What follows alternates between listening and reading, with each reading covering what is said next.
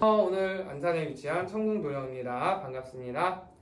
자, 오늘은 다가오는 병원년 2026년에 뱀띠의 나이별 운세에 대해서 한 줄로 간략히 말씀드리겠습니다.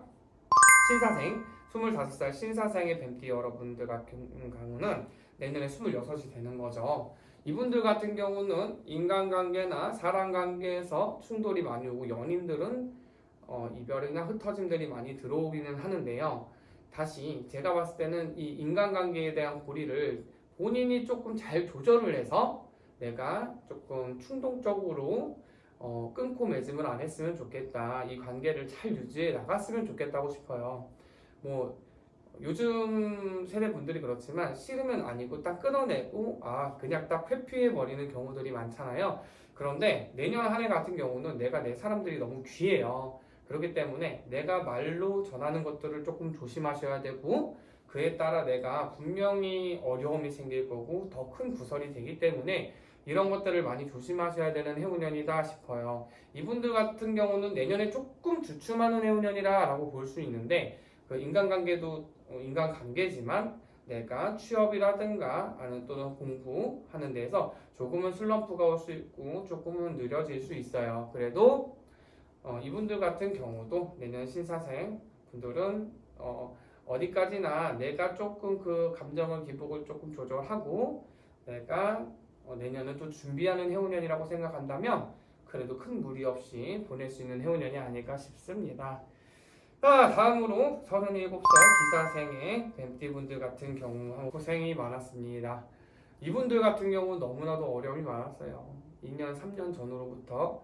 그래 전체적으로 흐름이 끊겨 있었다라고 볼 수 있어요. 그러니까 직장을 다니시는 분들, 사업을 하시는 분들, 어떻게 쉬고 계시는 분들, 공부하시는 분들 모두 슬럼프 또는 내가 모두 만사가 귀찮은 해운년이었다. 그렇다고 금전이 전혀 안 따르시는 해운년들은 아니었어요. 그런데 자기가 그만큼 노력하고 움직임이 어려웠다. 좀 굳어 있었죠. 그러니까 겨울잠 자는 것처럼 조금 멈춰 있었던 분들이 많아요. 이분들 같은 경우는 내년 한 해가 다시 활활 타오르면서 내가 내 몸을 좀 불살라야 되는 해운년이에요. 스스로 더 많이 움직이고 이동하고 변동하려고 노력을 많이 하셔야 될 것 같습니다. 마음에 있는 병들을 조금 깨우치고 나오셔서 제가 볼 때는 더 많이 전체적으로 움직이신다 보면은 내년 병원년 해운년에 큰 성과를 보고 또 금전에도 복록이 따르고 재수가 따르고 이럴 것 같습니다. 하나 얘기를 해드리자면 이분들 같은 경우는 사람과 인연 이런 관계에 대해서 그렇게 더없이 노력할 필요는 없을 것 같습니다. 이분들은 그저 흐르는 대로 본인이 본인 자리를 지켜가시면 될 것 같아요. 인간관계에서 노력하지 마세요라고 이렇게 말씀드리는 거는 내가 안 될 사람을 억지로 붙잡거나 억지로 끌어놓으려고 하지 말라는 얘기입니다. 그저 내가 나한테 오면 오고 가면 가는 대로 그렇게 인간관계에서 그렇게 하시는 게 좋고요. 이분들 내년 1월, 2월, 3월 이 초반부터 그래도 상승 곡선이 시작되어 운세의 흐름이 너무 좋습니다. 그래서 이 운기를 잡아서 내년 한 해 지치지 말고 힘들지 말고 제가 볼 때는 이 흐름을 잘 타셨으면 좋겠습니다. 자, 다음은 49살 정사생의 뱀띠분들 같은 경우는 수가 좋진 않네요. 일단은 제가 봤을 때 이분들 같은 경우는 내가 하던 것들에 대한 멈춤, 정지, 어떻게 보면 쉼이 조금 필요한 해운년이라고는 합니다. 이분들 역시 2, 3년 정도 뭘 했든 안 했든 직장을 다니든 안 다니든 내가 조금 잠자는 시기였다고 이분들도 이렇게 보여요. 그런데 이분들은 조금 건강 문제로 조금 악화가 되고 어려움이 따릅니다. 그렇기 때문에 몸수 관리, 건강 관리를 잘 하셔야 되고요. 이분들은 특별하게 들어오는 운들은 이사, 그리고 내가 사는 곳에서 새로운 문서를 잡거나 그러니까 지금 살고 있는 집이 있더라고 하더라도 새로운 문서를 계약하거나 이런 운들이 조금 들어와요.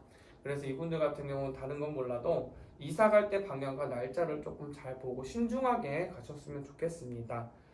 이분들은 이렇게 나오시고 을사생의 뱀띠 여러분들 같은 경우는요. 이분들은 조금 지신의 바람이 많이 들어온다. 내가 볼 때는 이분들 역시나 뭐 조상의 죄를 지내고 있던 뭐 산소가 있는 집안들이 있을 거 아니에요. 그 산바람이니까 이렇게 산소를 옮기거나 이장하거나 이런 일들도 많이 들어오고, 이분들 같은 경우는 내년 한 해의 흐름이 나로 인한 것보다 내 가족, 타인으로 인해서 많은 변동의 운들이 들어온다라고 볼 수 있을 것 같습니다.